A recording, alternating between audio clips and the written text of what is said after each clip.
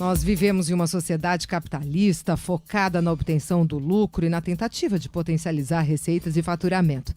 A máxima vale para o agronegócio, para o setor industrial, para o mercado de comércio e de serviços, sobretudo quando se estabelecem negociações com os clientes e fornecedores de insumos.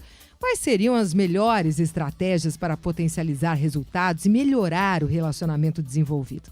Quem nos auxilia nessa tarefa é o consultor empresarial Cher Soares, que está na ponta da linha. Tudo bem, Cher? Boa tarde. Oi, Patrícia. Boa tarde. Tudo bem? Tudo bom. Atualmente, que leitura pode ser feita do relacionamento entre empresas e empresas e entre essas empresas e os clientes? Como é que você analisa a situação? Olha só, se a gente fizer uma análise histórica rápida e der uma olhada na linha do tempo, a gente vai ver que tem um pêndulo aí com uma mudança de poder, né?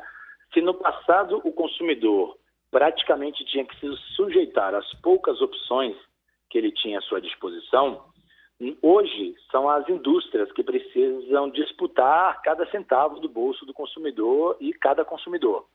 A gente já teve uma época onde as empresas não vendiam para determinados clientes, não vendiam para determinados varejos, não queriam determinadas pessoas, porque havia poucas opções. E hoje a gente vive um mercado de hiperopções, de aumento de competitividade, de ascensão de renda, e nesse sentido o consumidor precisa ser disputado, e aí as empresas precisam oferecer um nível de serviço, de atendimento que consiga diferenciá-la e colocá-la ali no banco de seleções do consumidor. E aí, qual é a dica? Quais devem ser as estratégias para atrair os compradores e fidelizá-los com determinada marca ou determinada tendência? Uma parte importante da estratégia é que qualquer que seja a empresa e qualquer que seja o segmento, ela tem que ter bastante clareza a respeito do seu target, né? A respeito do seu alvo, a respeito do perfil desse público-alvo, para que eu possa montar uma estratégia e uma estrutura de vendas muito compatível com esse perfil. E nesse sentido, uma vez que eu tenho mapeado quem é esse meu perfil, quem é esse meu público-alvo, eu preciso de uma estrutura de vendas, de uma equipe de vendas com profundo nível de conhecimento a respeito desse perfil, para que possa haver ali um processo de sintonia e que para que possa haver uma consultoria para clientes. Porque, veja, todos nós, inclusive, como consumidores, nós gostamos de comprar, todos nós, mas raramente a gente gosta que alguém nos venda alguma coisa à força, na base da empurroterapia, na base, de fato, da famosa encheção de saco. E se eu gosto de comprar, o papel dessas empresas é ajudar esse consumidor a comprar. A melhor estratégia continua sendo aquela história de que o cliente tem sempre razão. Além disso, a gente sabe que o cliente quer comodidade, bom tratamento. O que mais? O que mais as empresas devem pensar? Olha, nem sempre o cliente tem sempre razão, mas é importante que o cliente sinta que no final ele está certo. O que ocorre é que o cliente nem sempre consegue expressar com tanta clareza quais são as suas necessidades. O cliente, às vezes, eles têm desejos, eles têm necessidades ocultas e cabe à empresa entrar num processo de diagnóstico, de aprofundamento a respeito de estilo, de gosto, para que se planeje uma abordagem que permita que este cliente, de fato, se sinta atendido no conjunto das suas necessidades. Se eu pudesse resumir, eu diria que talvez a melhor estratégia hoje seja a de criar experiências de compra para o cliente. Ao invés de vender para ele, criar uma boa experiência de compra e de consumo, que tem sido, inclusive, a estratégia de sucesso de muitas empresas. As mesmas regras valem para bancos e órgãos que concedem crédito? Sem dúvida, sem dúvida. Valem para bancos, órgãos que concedem créditos e até para segmentos inusitados, inclusive. Por quê? Porque hoje, se você, por exemplo, está falando do mercado financeiro, de serviços financeiros, você tem um perfil de clientes muito diferente e, evidentemente, cada banco tem o seu nicho, tem o seu posicionamento, tem as suas linhas de negócio. E nós, como consumidores, precisamos, na verdade, de consultores financeiros que nos ajudem a definir o que fazer melhor com o nosso dinheiro, onde investir, de acordo com o meu perfil, se eu sou mais conservador, se eu sou mais arrojado e assim por diante. Então, nesse sentido, conseguir criar uma experiência de compra e de consumo para o cliente, lastreada por bastante conhecimento técnico, e essa abordagem de consultiva para o cliente faz bastante diferença.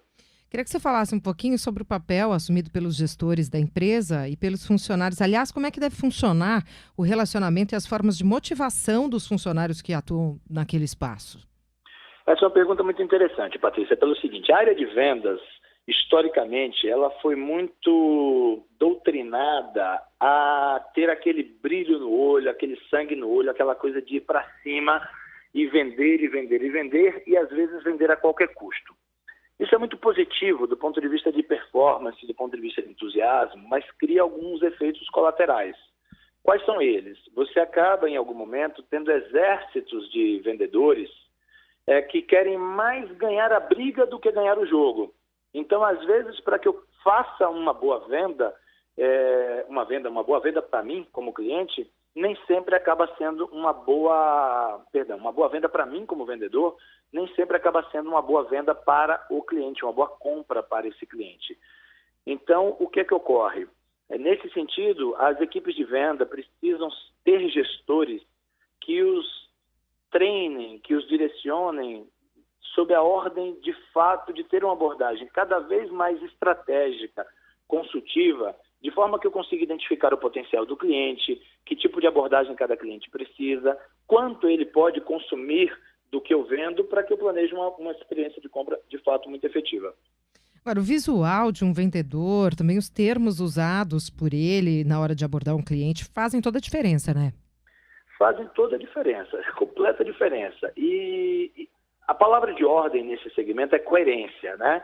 Então, é muito pouco provável que digamos que você é um profissional de uma área relacionada à beleza, relacionada a bem-estar, relacionada à saúde, é muito pouco provável que você terá grande êxito em vendas se o seu conjunto é um conjunto que transparece uma mensagem muito contrária a isso. Né? Se você está muito desgrenhado, ou se você não é uma pessoa que está ali bem apresentado. Isso vale para todas as outras áreas. Se você vende um produto de luxo, você precisa, evidentemente, ter uma coerência com o mercado de luxo. Assim como, se você vende um produto que é popular, você precisa ter um conjunto que tenha a capacidade de falar com o mercado popular, com a linguagem do mercado popular. Eu diria que uma regra importante é combater o clichê, porque na área de vendas também há muitos clichês. Perguntas e abordagens excessivamente repetitivas, superficiais, de baixo valor agregado, que mais incomodam do que ajudam. Então, nesse quesito, combater os clichês, ter uma boa apresentação pessoal e ter um repertório, um linguajar compatível com o produto que você vende, com o mercado que você está inserido e com o perfil do seu consumidor, é decisivo. Imagina que você tem ali alguém que vende produtos editoriais para escolas, e produtos que são livros e que passam, inclusive, por livros de gramática e livros de português. E essa pessoa trabalha com professores e coordenadores pedagógicos e ela fala muito errado ou escreve muito errado. Você imagina que a mensagem que ela emite acaba de forma inconsciente sendo o tempo inteiro contrária ao produto que ele vende. Então é um cuidado para se tomar sim. Sem dúvida, o vendedor ele tem que ser coerente, senão ele não convence ninguém, nem ele próprio, né? E o cliente percebe claramente isso, né? Mas você tem toda a razão. A gente costuma dizer que um vendedor apaixonado pelo produto que ele vende, ele já está meio caminho à frente dos demais. Por quê? Porque quando ele tem paixão pelo que ele vende, provavelmente de um jeito ou de outro ele consome um pouco aquilo que ele vende. E se ele tem paixão, isso cria um estado mental, um estado de entusiasmo, um estado de convicção que é transferido para o cliente na abordagem. E essa transferência de entusiasmo, ela é persuasiva, ela influencia o cliente a consumir por conta desse estado mental do consultor, do vendedor, consultor, que é plenamente coerente com o tipo de produto que ele está vendendo. Então imagina você, que você é de uma determinada marca de carros e você vai me vender um carro da sua marca, mas eu vejo você o tempo inteiro chegando com um carro de outra marca. Ou que você representa determinada empresa de telefonia e que você usa uma outra operadora.